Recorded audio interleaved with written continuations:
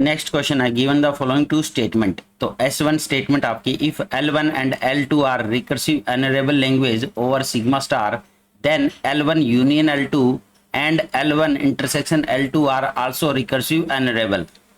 तो यहाँ पे L1 और L2 आपके पास में दो लैंग्वेज गिवन है, दोनों ही आपकी रिकर्सिव एनरेबल लैंग्वेज गिवन है ये। अब आपको बताना है कि इनका यूनियन, क्या इनका यूनियन भी आपका रिकर्सिव एनरेबल होगा और क्या इनका इंटरसेक्शन भी आपका रिकर्सिव एनरेबल होगा। तो अगर रिकर्सिव एनरेबल लैंग्वेज की बात करें तो recursive enumerable language are not closed under set difference and complement. तो ये सिर्फ दो ही ऑपरेशन है जिसपे ये क्लोज्ड नहीं होती है, एक तो है आपका सेट डिफरेंस और दूसरा आपका कॉम्प्लीमेंट। इनके अलावा आपका चाहे यूनियन हो चाहे आपका इंटरसेक्शन हो क्लोज्ड रहती है रिकर्सिव एनरेबल लैंग्वेज। तो मतलब कि इनका यूनियन भी क्या होने वाला है, रिकर्सिव एनरेबल लैंग्वेज ही होगा और इनका इंटरसेक्शन भी आपका रिकर्सिव एनरेबल लैंग्वेज ही आएगा। तो फर्स्ट वाली स्टेटमेंट आपकी ट्रू है। तो इसमें आपको याद ये रखना है, काफी इंपॉर्टेंट है ये पॉइंट, क्योंकि इससे रिलेटेड क्वेश्चन भी यूजीसी नेट में हर बार पूछे जाते हैं और ये रिपीट होते रहते हैं, क्योंकि यहाँ पे आपको ट्रू एंड फॉल्स से रिलेटेड क्वेश्चन पूछे जाते हैं। तो यहाँ पे ट्रू एंड फॉल्स वाली स्टेटमेंट आती है जो आप इनको याद करके ही थोड़ा सा दिमाग में रखकर सोल्व कर सकते हो। तो recursive enumerable language are not closed under set difference and complement. Second statement कह रहा है the set of recursive enumerable language is countable. तो यहाँ पे जितनी भी रिकर्सिव एनरेबल लैंग्वेज है इनके सेट को कह रहा है कि ये काउंटेबल है, कि आप इनको काउंट कर सकते हो। तो अगर हम रिकर्सिव लैंग्वेज की बात करें, रिकर्सिव एनरेबल लैंग्वेज की बात करें, every recursive enumerable language has a Turing machine and set of all Turing machine is countable. क्योंकि रिकर्सिव एनरेबल लैंग्वेज के लिए आप ट्यूरिंग मशीन डिजाइन कर सकते हो, इसीलिए सारे की सारी ट्यूरिंग मशीन को आप काउंट भी कर सकते हो। तो therefore the set of all recursive enumerable language is countable. तो इसका मतलब ये स्टेटमेंट भी आपकी ट्रू रहने वाली है। तो आपकी दोनों ही स्टेटमेंट यहाँ पे ट्रू है। तो विच of the following is true. तो S1 is correct and S2 is also correct. तो आपका फोर्थ वाला आंसर हो जाएगा यहाँ पे। नेक्स्ट है the transition function for the language L is equal to number of A and number of B both are odd. तो यहाँ पे कोई एक लैंग्वेज है जिसमें जो अल्फाबेट है वो आपके A और B रहने वाले हैं। यहाँ पे अल्फाबेट क्या आपके A और B।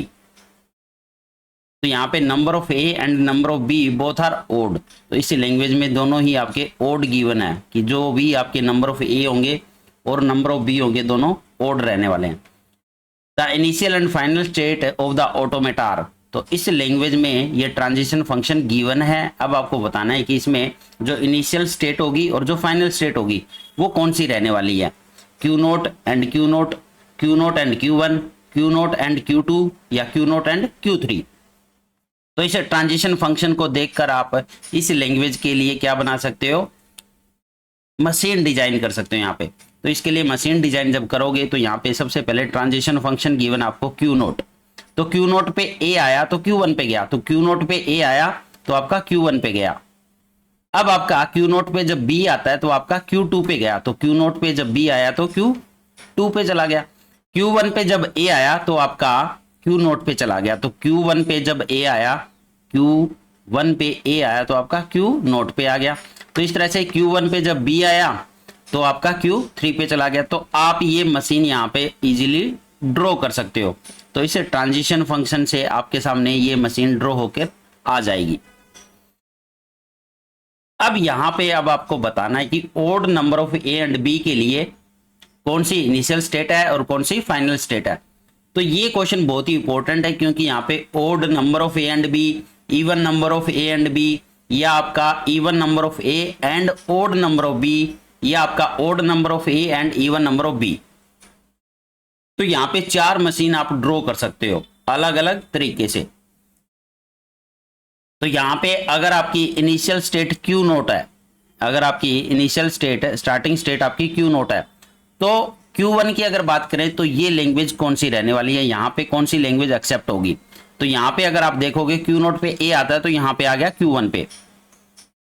अब Q1 पे अगर B आता है, Q1 पे अगर B आता है तो Q3 पे चला जाएगा, लेकिन Q3 पे फिर से B आता है Q3 पे B आता है तो वापस कहाँ आ गया, ये Q1 पे आ गया।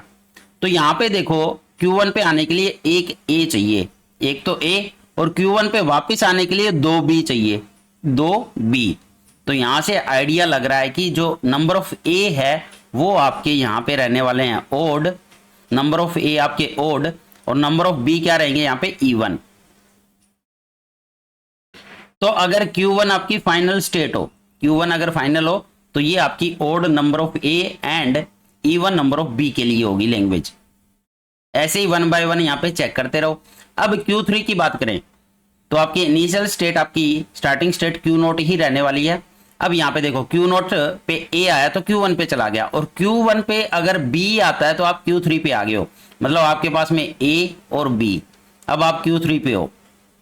अब Q3 पे अगर फिर से यहाँ पे B आता है तो आप वापस से Q1 पे आ जाओगे, लेकिन Q1 पे जैसे ही एक और B आता है तो आप Q3 पे आ गए, मतलब कि यहाँ पे 2B और आते हैं तो वापस से घूम के कहाँ आ जाओगे, आप Q3 पे आ जाओगे। ऐसे ही अगर यहाँ पे A की बात करो, Q3 पे अगर A आता है, जैसे ही A आया आप Q2 पे आ गए। अब जैसे ही एक और A आएगा तो वापस से आप Q3 पे आ जाओगे, मतलब कि यहाँ पे 2A आ गए आपके। तो जैसे ही 2A आएंगे तो Q3 पे ही आ जाओगे घूम फिर के आप। तो आपने स्टार्ट किया A और B से, स्टार्टिंग पे A आता है तो Q1 पे आए, Q1 पे B आया तो Q3 पे आ गए, तो A और B ठीक है। अब वापस से यहाँ पे अगर एक B आता है तो आप Q1 पे चले गए, लेकिन जैसे ही एक और B आएगा वापस से Q3 पे आ गए, मतलब 2B आने से सेम आपका 2A आने से Q3 पे ही आ जाओगे वापस।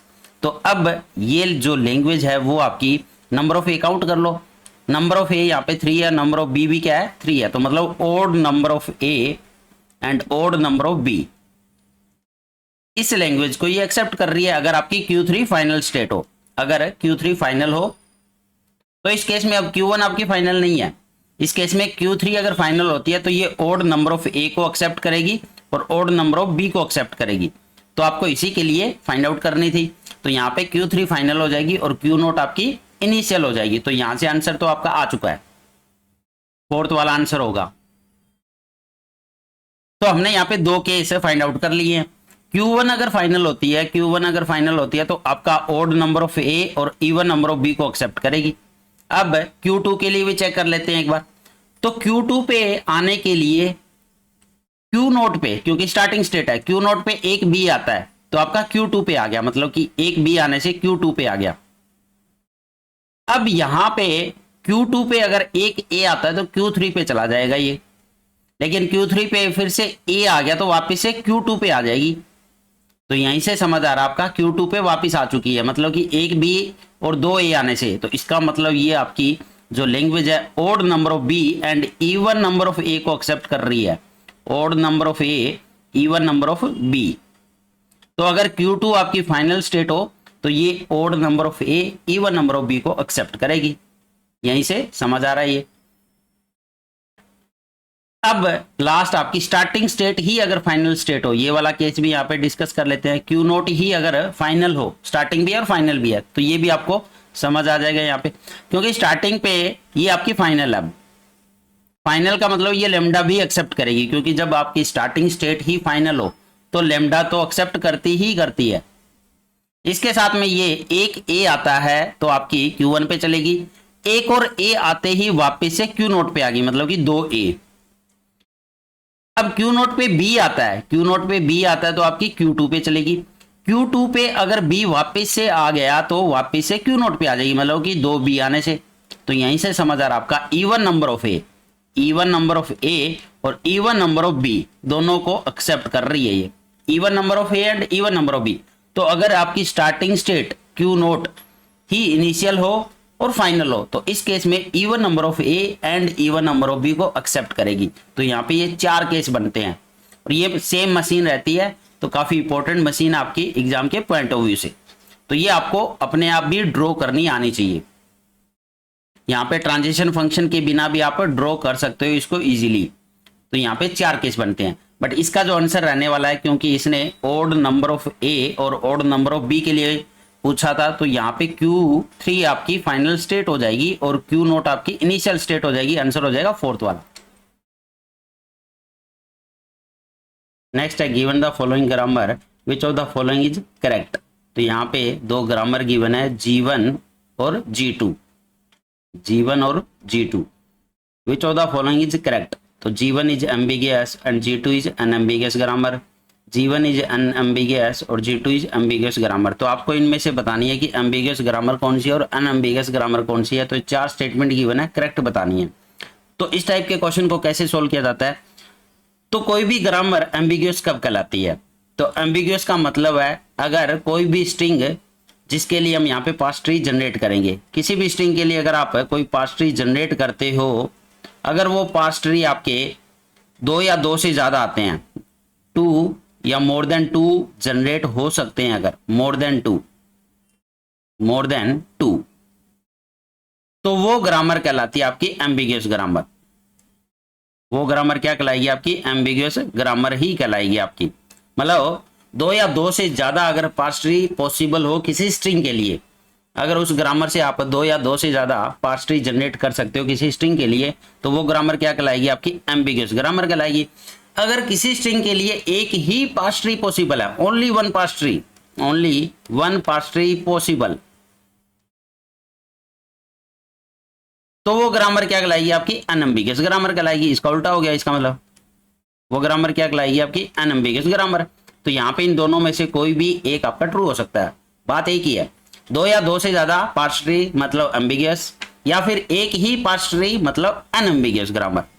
इसके साथ में एक और चीज रहती है, अगर ये पास्ट ट्री से जनरेट करके हम चेक नहीं कर रहे, तो हम इसका लेफ्ट मोस्ट डेरिवेशन भी निकाल सकते हैं या राइट मोस्ट डेरिवेशन। तो एक तो होता है पास्ट ट्री से चेक करना, पास्ट ट्री से चेक नहीं कर रहे तो आप लेफ्ट मोस्ट डेरिवेशन निकाल सकते हो या राइट मोस्ट डेरिवेशन। अब किसी स्ट्रिंग के लिए अगर 2 लेफ्ट मोस्ट डेरिवेशन पॉसिबल हो, तो यहां पे भी सेम चीज आती है, अगर 2 लेफ्ट मोस्ट डेरिवेशन पॉसिबल हो तो वो ग्रामर आपकी एम्बिगियस ग्रामर कहलाएगी, वो ग्रामर आपकी एम्बिगियस ग्रामर कहलाएगी।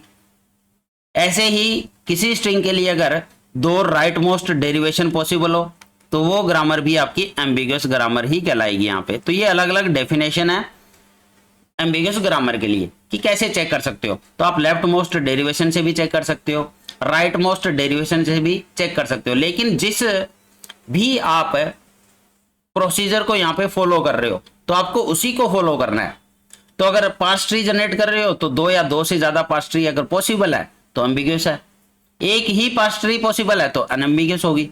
सेम चीज अगर आप लेफ्ट मोस्ट डेरिवेशन यूज कर रहे हो तो इसी को यूज करोगे। तो यहाँ पे अगर 2 लेफ्ट मोस्ट डेरिवेशन पॉसिबल है किसी सेम स्ट्रिंग के लिए तो वो एम्बिगियस ग्रामर हो जाएगी। इसका मतलब इसका उल्टा, एक लेफ्ट मोस्ट डेरिवेशन पॉसिबल है, ओनली 1 लेफ्ट मोस्ट डेरिवेशन है तो आपकी अनएम्बिगियस ग्रामर हो जाएगी वो। सेम चीज 2 राइट मोस्ट डेरिवेशन मतलब एम्बिगियस, लेकिन अगर एक ही राइट मोस्ट डेरिवेशन है, एक ही राइट मोस्ट डेरिवेशन है तो इसका मतलब अनएम्बिगियस ग्रामर होगी। तो इस तरह से हम चेक कर सकते हैं। तो इसको हम पास्ट ट्री से जनरेट करके चेक करेंगे। तो यहाँ पे G1 के लिए चेक करते हैं पहले। तो G1 के लिए यहाँ पे मैं कोई एक स्ट्रिंग ले लेता हूं जो कि है आपका AAB। तो इसके लिए पास्ट ट्री जनरेट करके चेक करूंगा। अब G1 ग्रामर के लिए पास्ट ट्री जनरेट करते हैं और G1 के लिए मैंने स्ट्रिंग लिया है AAB। तो यहाँ पे देखो S से जनरेट हो रहा आपका AB, तो मैंने S से जनरेट करवा दिया AB, A और ये आपका B। अब नेक्स्ट मुझे AAB जनरेट करना है, तो आपका या तो A को रिप्लेस कर सकते हो या B को। तो अगर A को रिप्लेस करते हो आप, A को इस वाले डेरिवेशन से रिप्लेस करते हो तो आपका आ जाएगा A और ये आपका A। अब नेक्स्ट आपके पास में ये कैपिटल A बचा, क्योंकि हमें AAB चाहिए। तो आप इसी A को फिर से फर्दर आप रिप्लेस कर सकते हो यहाँ पे A और ये आपका A। तो यहाँ से आपको एक A, ये दूसरा A। अब आपको यहाँ पे B चाहिए, इस A की जगह क्या चाहिए आपको, B।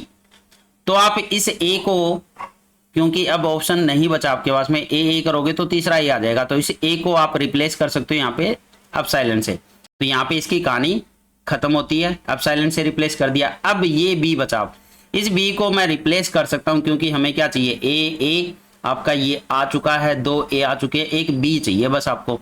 तो इस बी को आप रिप्लेस कर सकते हो, यहाँ पे बी से जनरेट हो रहा है बी, तो इस बी को और इस बी को, अब यहाँ पे एक बी मिल चुका आपको, मतलब कि ए बी आपका कंप्लीट होता है। अब ये बी से हम जनरेट करवा सकते हैं क्योंकि यहाँ पे एप्सिलॉन गिवन है, तो ये एप्सिलॉन हो गया। तो इस तरह से एक पार्स ट्री ये बन गया आपका, ये पार्स ट्री आपका बन गया है ए बी के लिए। क्या एक और पॉसिबल है, ये भी चेक कर लेते हैं। तो ये आपकी ग्रामर एम्बिग्यूअस हो जाएगी। तो सेम स्ट्रिंग के लिए क्या मैं एस को यहाँ पे रिप्लेस कर सकता हूँ, क्योंकि यहाँ पे एस से आपकी दो प्रोडक्शन गिवन है, या तो ये वाली लो या फिर ये वाली। तो यहाँ पे मैं प्रोड्यूस करवा रहा हूँ ए और ये आपका बी। अब इस बी को ही रिप्लेस कर सकता हूं, तो इस बी को मैं रिप्लेस कर सकता हूं बी से, क्योंकि मुझे दो ए चाहिए, इसके बाद एक बी चाहिए, तो यही यूज होगी आपकी बी और बी। अब इस बी को मैं रिप्लेस कर सकता हूं एप्सिलॉन से, क्योंकि आपका स्ट्रिंग कंप्लीट होता है। यहाँ पे ये आपका ये और ये बी, ये आपका स्ट्रिंग जनरेट हो चुका है। तो यहाँ पे एक और पार्स ट्री बन गया आपका सेकंड। तो मतलब 2 parse tree are possible, 2 parse tree इस स्ट्रिंग के लिए, इस ग्रामर के इस स्ट्रिंग के लिए 2 पार्स ट्री पॉसिबल है। तो ये ग्रामर आपकी एम्बिग्यूअस होती है। यहाँ पे सिंपल सी बात है। अब सेम चीज हम यहाँ पे सेकंड ग्रामर के लिए भी चेक कर सकते हैं। सेकंड ग्रामर के लिए कोई एक स्ट्रिंग लेते हैं, यहाँ पे मैं स्ट्रिंग लेता हूं जैसे ए बी। क्या ए बी के लिए अब 2 पार्स ट्री पॉसिबल है इसमें, तो मैं एस को रिप्लेस कर सकता हूं फर्स्ट टाइम ए से। अब क्योंकि यहाँ पे एस से जनरेट हो रहा है ए और बी, तो दोनों में से कोई भी एक ले सकते हो फर्स्ट टाइम के लिए। अब इस ए से मैं जनरेट करवा रहा हूँ डायरेक्ट ए बी, इससे मैंने जनरेट करवा दिया ए और बी, तो आपका एक पार्स ट्री बन गया, ये ए बी आपका जनरेट हो गया। सेकेंड एस को मैं रिप्लेस कर सकता हूँ बी से, एस को रिप्लेस कर, क्योंकि आपके पास में चॉइस है ए या बी। अब इस बी से मैं रिप्लेस कर सकता हूँ ए बी से, इस बी को रिप्लेस कर सकता हूँ ए, ये आपका बी और फिर आपका बी, तो ये वाली प्रोडक्शन ले ली। अब इस बी से आपका एप्सिलॉन भी प्रोड्यूस हो रहा है, तो इस बी को मैं फाइनली रिप्लेस करवा दूंगा एप्सिलॉन से, आपका ए और बी प्रोड्यूस हो चुका है। तो यहाँ पे ये दूसरा पार्स ट्री भी आ गया।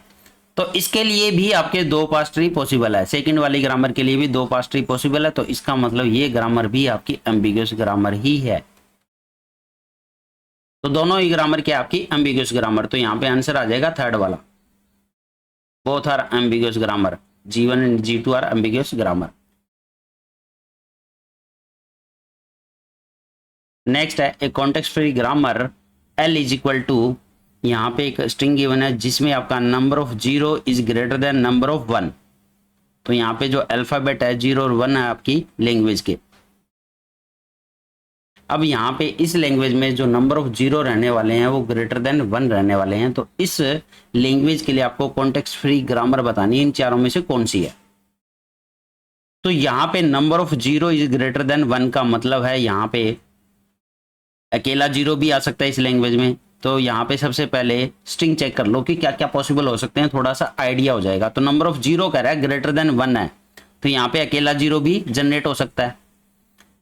दूसरा आपका यहाँ पे जनरेट हो सकता है जैसे 2 0 1 1, 3 0 1 1, या फिर 2 0 3 1। तो इस तरह से ये स्ट्रिंग बनते जाएंगे आपके, या फिर आपका 1 0 0 ये भी बन जाएगा। तो इस तरह से बहुत सारे स्ट्रिंग आपके आने वाले हैं इस लैंग्वेज में।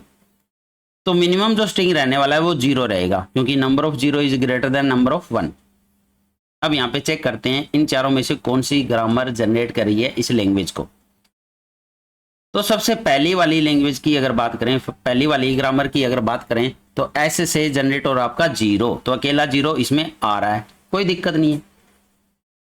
चलो इसको फर्स्ट वाली को चेक करने से पहले एक और चीज यहाँ पे बता देता हूँ, शॉर्टकट है वो, कि कैसे एलिमिनेट करेंगे, कैसे ऑप्शन को एलिमिनेट करेंगे। तो देखो यहाँ पे इस लैंग्वेज में अकेले 1 तो आ ही नहीं सकते, अकेला 1 नहीं आ रहा है, ना 2 आ रहे हैं, ना 3 आ रहे हैं, क्योंकि ये तो इस कंडीशन को ही फेल कर रहे हैं यहाँ पे, क्योंकि number of 0 is greater then 1। तो यहाँ पे अकेले 0 हो सकते हैं, इस लैंग्वेज में अकेले 0 हो सकते हैं, अकेले 0 कितने भी हो सकते हैं, लेकिन अकेले 1 नहीं मिलने वाले, मतलब कि 1 जनरेट नहीं होगा, अकेला 1 भी जनरेट नहीं होगा।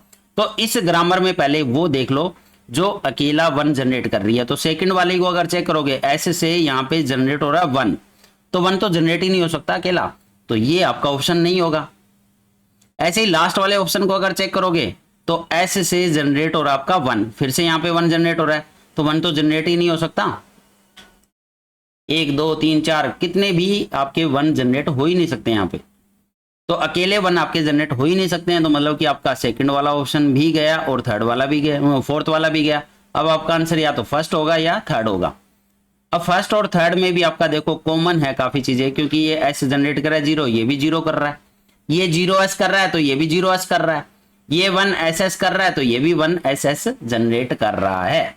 अब यहीं से आपको समझ आ जाएगा सारा का सारा खेल, क्योंकि यहाँ पे एक्स्ट्रा भी है S1s या SS1, मतलब कि कुछ ना कुछ लोचा है यहाँ पे। और वो लोचा क्या है, ये जो फर्स्ट वाली आपकी ग्रामर गिवन है ये इसी का सबसेट है, थर्ड वाली का सबसेट है। मतलब कि फर्स्ट जो ग्रामर है वो सबसेट आपका थर्ड का, ऑब्वियस सी बात है। तो भाई बड़ा सेट कौन सा हुआ, थर्ड वाला।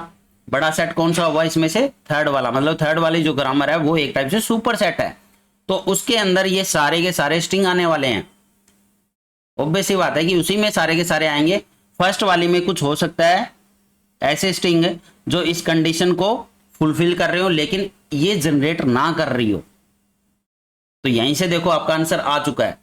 तो जल्दी से अगर आंसर आपको टिक करना है तो आपका आंसर डायरेक्ट दिख रहा है कि थर्ड वाला ही होगा, क्योंकि ये इसका सबसेट है। तो भाई सुपर सेट लोगे। दूसरा अगर चेक भी करना है तो यहाँ पे कोई ऐसा स्ट्रिंग लेते हैं जो फर्स्ट वाली जनरेट नहीं कर रही लेकिन सेकंड थर्ड वाली कर रही है, तो वो आप स्ट्रिंग ले सकते हो। जैसे तो इस स्ट्रिंग में आपके नंबर ऑफ 0 ग्रेटर देन 1 है, तो ये आपका जनरेटर होना चाहिए यहां से। तो फर्स्ट वाली जो ग्रामर है ये आपकी जनरेट नहीं कर पाएगी इसको, ये आपकी जनरेट नहीं कर पाएगी। आप चेक कर सकते हो यहाँ पे, क्योंकि 1 से स्टार्ट कर रहा है, ये 1 से स्टार्ट कर रहा है। तो आप s को यहाँ पे रिप्लेस कर सकते हो इस वाले ग्रामर से, ये लो रिप्लेस कर दिया। अब इस s को हम रिप्लेस कर सकते हैं यहाँ पे 0s से, तो चलो इसको भी हमने 0s से रिप्लेस कर दिया और ये आपका 1 है और ये आपका डबल s है। फिर से इस s को हम रिप्लेस कर सकते हैं यहाँ पे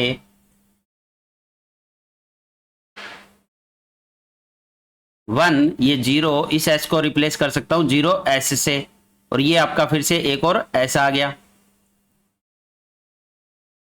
अब यहाँ पे ये जो s है ये आपका रिप्लेस हो सकता है यहाँ पे 1 0 0, और इस s को रिप्लेस कर दो 0 से, ये s बच गया अब आपका। तो इस तरह से इस ग्रामर से आपका ये स्ट्रिंग जनरेट हो ही नहीं पाएगा यहाँ पे, क्योंकि इस s को या तो आप फर्दर 0s से रिप्लेस करोगे, क्योंकि दो ऑप्शन यहाँ पे 3 ऑप्शन अवेलेबल है, या 1ss से करोगे तो भी आपका यहाँ पे लास्ट में 1 नहीं आने वाला। इस वाली ग्रामर में लास्ट में 1 जनरेट हो ही नहीं रहा है, तो लास्ट में आप 1 नहीं लेकर आ सकते। इसका मतलब ये वाला स्ट्रिंग यहाँ पे नहीं जनरेट होगा, जबकि ये इस लैंग्वेज में आता है आपका नंबर ऑफ 0 ग्रेटर देन है। तो इसके लिए आपको ये वाली ग्रामर यूज करनी पड़ेगी, थर्ड वाली, क्योंकि इसके अंदर आपका SS1 भी है, क्योंकि S से जनरेट हो रहा है SS1। ये जब जनरेट होगा तो आप इस स्ट्रिंग को जनरेट कर सकते हो इजीली। तो इसका आंसर हो जाएगा थर्ड वाला।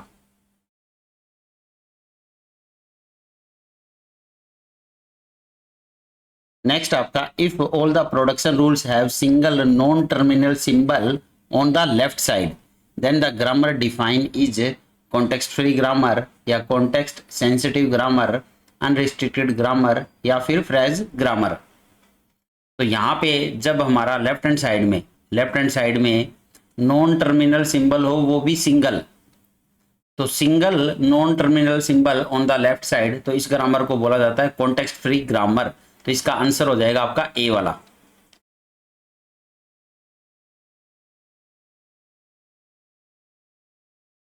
नेक्स्ट है the family of context sensitive language is fill in the blanks under union and under reversal. तो यहाँ पे कॉन्टेक्स्ट सेंसिटिव लैंग्वेज की अगर हम बात करें तो ये क्लोज्ड होती है आपकी union, intersection, complement, concatenation, Kleene closure और रिवर्स। तो इन सब ऑपरेशन पे कॉन्टेक्स्ट सेंसिटिव लैंग्वेज क्लोज्ड रहती है, मतलब कि किसी भी दो लैंग्वेज का यूनियन करोगे तो वो यूनियन आएगा, दो कॉन्टेक्स्ट सेंसिटिव लैंग्वेज का इंटरसेक्शन करोगे तो वो आपका कॉन्टेक्स्ट सेंसिटिव लैंग्वेज ही आता है। तो इस तरह से सभी पे क्या होती है आपकी, क्लोज्ड होती है ये। तो यहाँ पे यूनियन और रिवर्स, तो यहाँ पे क्या आने वाला है, क्लोज्ड, और ये भी क्या आएगा आपका, क्लोज्ड। तो इसका आंसर हो जाएगा सी वाला।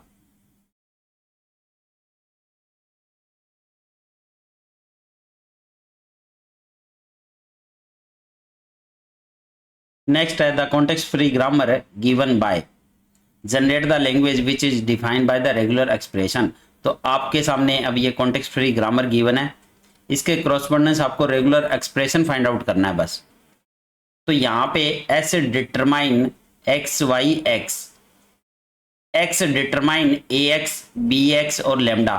तो अगर आप इस ग्रामर को ए एक्स और इससे डिटरमाइन और आपका बी एक्स और यहां से डिटरमाइन और आपका लेमडा, तो ये जो ग्रामर होती है ये क्या जनरेट करेगी, ये आपका जनरेट करिए ए प्लस बी का होल स्टार। तो इस रेगुलर एक्सप्रेशन को जनरेट कर रही है ये वाली ग्रामर। तो ये याद भी रख सकते हो आप, इस टाइप की ग्रामर ऑलवेज क्या जनरेट करती है, यूनिवर्सल सेट, ये कह सकते हो। ए प्लस बी का होल क्लोजर मतलब यूनिवर्सल सेट हो गया ये आपका, ये एक यूनिवर्सल लैंग्वेज हो जाएगी आपकी। तो यहां से हमें रेगुलर एक्सप्रेशन मिला ए प्लस बी का होल स्टार। अब यहां पे एस डिटरमाइन, क्योंकि एस से क्या प्रोड्यूस हो रहा है आपका, एक्स और वाई और एक्स, तो इस एक्स की जगह पे आप ए प्लस बी का होल स्टार लिख सकते हो यहाँ पे। तो इसको रिप्लेस कर दो ए प्लस बी का होल स्टार। और ये जो y है, y क्या जनरेट कर रहा है, ट्रिपल बी, y से क्या जनरेट हो रहा है, ट्रिपल बी, तो यहाँ पे ट्रिपल बी लिख दो। और लास्ट वाला x है, इसको हम रिप्लेस कर सकते हैं फिर से a प्लस बी का होल स्टार। तो आपके सामने रेगुलर एक्सप्रेशन आ चुका है। तो ये मैच कर लो, किससे मैच हो रहा है आपका, ये आपका सी वाले से मैच हो रहा है यहाँ पे। तो आंसर आपका थर्ड वाला आंसर हो गया। तो इस ग्रामर का रेगुलर एक्सप्रेशन आप फाइंड कर चुके हो, यहाँ पे आंसर आ गया थर्ड वाला।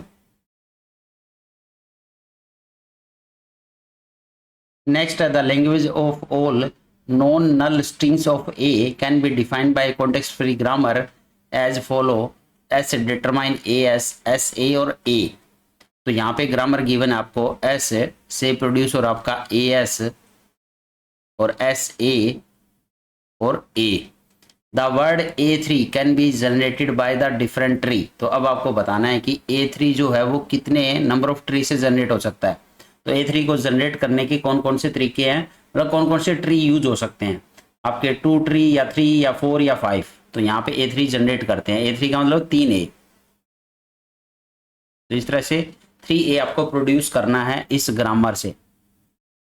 तो यहाँ पे सबसे पहले S को हम रिप्लेस कर सकते हैं AS से। अब इस S को फर्दर हम रिप्लेस कर सकते हैं सेम AS। अब आपके सामने 2A जनरेट हो चुके हैं, तो मतलब इस S को फाइनली आप रिप्लेस कर सकते हो A से। तो आपका एक तो ये ट्री बन गया। दूसरा तरीका क्या हो सकता है, सेम हम यहाँ पे यूज करने वाले हैं, इस S को मैं रिप्लेस कर सकता हूँ AS से, यहां तक सेम है। अब इस S को मैं रिप्लेस कर सकता हूं यहाँ पे SA से। तो आपका ये A और ये A दोनों एंड पे A आ चुका है, तो मतलब ये S अब रिप्लेस हो जाएगा A से। तो तीनों A आ गए आपके। तो ये भी ट्री बनता है आपका। और क्या बन सकता है, अभी हमने इस S को रिप्लेस किया AS से। अब सेम चीज आप SA करके रिप्लेस करके चेक कर लो। तो S को रिप्लेस कर सकते हैं यहाँ पे SA से। अब इस S को मैं रिप्लेस कर सकता हूं फिर से SA से। तो यहाँ पे 2A आ चुके हैं, एक A और चाहिए। तो यहाँ पे इस S को रिप्लेस कर दो A से, तो आपके तीनों A बन गए। तो ये भी एक ट्री बन गया। तो यहाँ पे 3 तो बन ही चुकी हैं। अब इस S को मैं रिप्लेस फिर से SA से कर सकता हूँ यहाँ पे, यहाँ तक सेम है। अब इस S को मैं रिप्लेस कर सकता हूँ AS से, ये भी हो सकता है आपका। अब यहाँ पे A आ चुके हैं दोनों एंड पे, तो यहाँ पे बीच में इसको A से रिप्लेस कर दो, तो ट्रिपल A फिर जनरेट हो गया। तो यहाँ पे आपके सामने कितने ट्री बने हैं, 4, 1 2 3 और 4। तो यहाँ पे आंसर आ जाएगा 4, सी वाला आंसर हो गया आपका। नेक्स्ट है consider language A define over the alphabet 0,1 A equal to 0 की पावर और यहाँ पे 1 की पावर n। अब इसका मतलब समझते हैं यहाँ पे, क्योंकि मतलब भी बताया the expression n/2 means floor of n/2। तो ये आपका फ्लोर फंक्शन है जो मैथमेटिक्स में यूज होता है। तो means the floor of n/2 and what you get by rounding n/2 down to the nearest integer. तो इसका मतलब है आपको इसकी फ्लोर वैल्यू कंसिडर करनी है। फ्लोर का मतलब जो नियरेस्ट इंटीजर है वो आपको एज्यूम करके फिर सोल्व करना है। तो नियरेस्ट इंटीजर डाउनवर्ड, तो जैसे मान लो अगर आपकी वैल्यू 2.5 आती है यहाँ पे 2.5, तो इसका मतलब है यहाँ पे नियरेस्ट इंटीजर डाउनवर्ड 2 आ जाएगा ये। ऐसे ही अगर आपकी वैल्यू 3.4 होती है 3.4, तो इसका आंसर हो जाएगा आपका 3। तो ये फ्लोर फंक्शन है और कुछ भी नहीं है। Which of the following is not an example of string in A. अब आपको बताना है कि इस लैंग्वेज में कौन सा स्ट्रिंग नहीं कंसिडर हो रहा या फिर कौन सा नहीं आ सकता यहाँ पे इन चारों में। तो यहां अगर हम लैंग्वेज की बात करें तो इस लैंग्वेज को लिख लेते हैं 0 की पावर n/2 और यहाँ पे 1 की पावर n, और जो n की वैल्यू है वो ग्रेटर देन इक्वल टू 0 है, मतलब कि 0 से स्टार्ट हो सकता है। ग्रेटर देन इक्वल टू 0, 0 से स्टार्ट हो रहा है। अब यहाँ पे आपको n की वैल्यू कंसिडर करनी है, बस n की वैल्यू अज्यूम करके आपको सोल्व करना है। तो n की वैल्यू अगर पहले हम 2 लेकर चलते हैं तो यहाँ पे क्या आएगा, तो यहाँ पे आपका 0 और ये आ जाएगा आपका 1/1 2/2। n की वैल्यू 2 होने पे 2/2, क्योंकि आपको यहाँ पे फ्लोर डिवीजन यूज करना है। तो फ्लोर डिवीजन 1 है तो 1 का नियरेस्ट इंटीजर 1 ही हो जाएगा। तो यहाँ पे क्या आ जाएगा आपका, ये 1 है और ये 1 की पावर n की वैल्यू 2 ली है तो यहाँ पे 2 हो गया।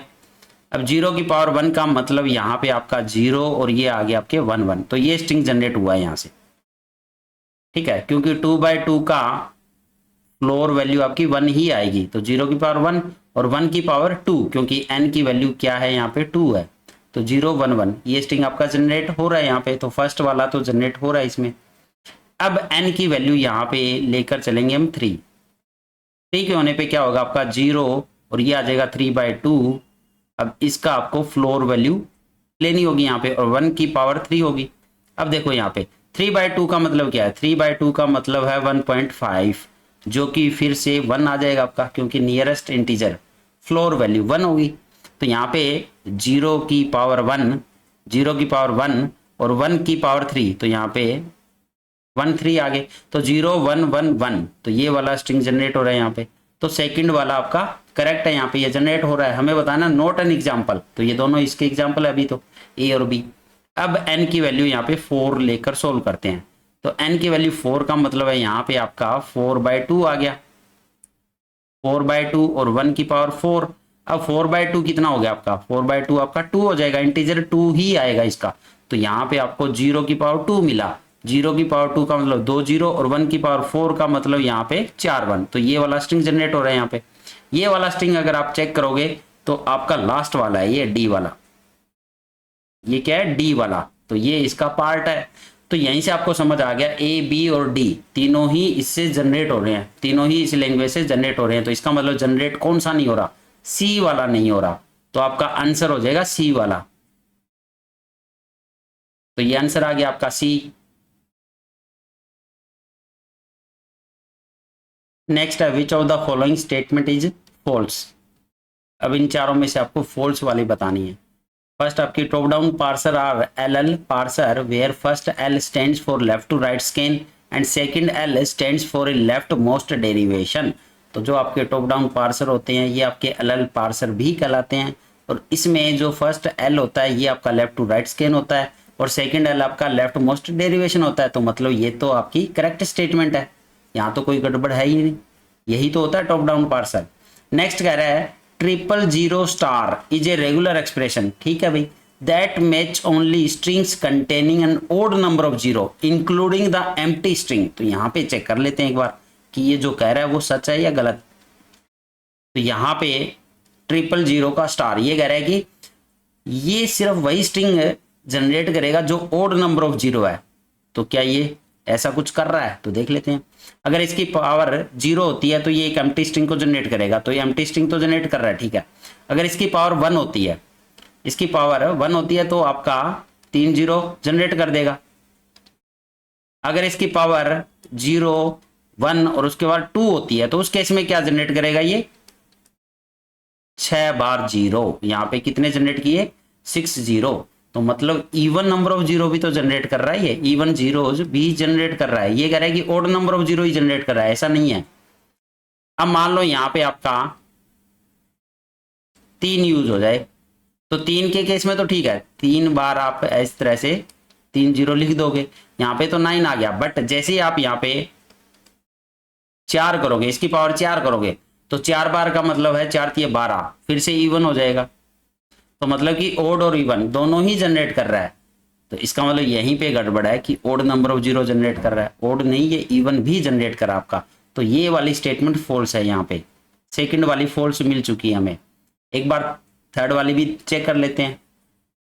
Bottom up parser are in the L R family, तो ये भी सही है, बी बॉटम ऑफ पार्सर को एल आर भी बोलते हैं। Where L stands for left to right scan, सही है। R stands for right most derivation, ये भी सही है। तो ये तो आपका सही है थर्ड वाला।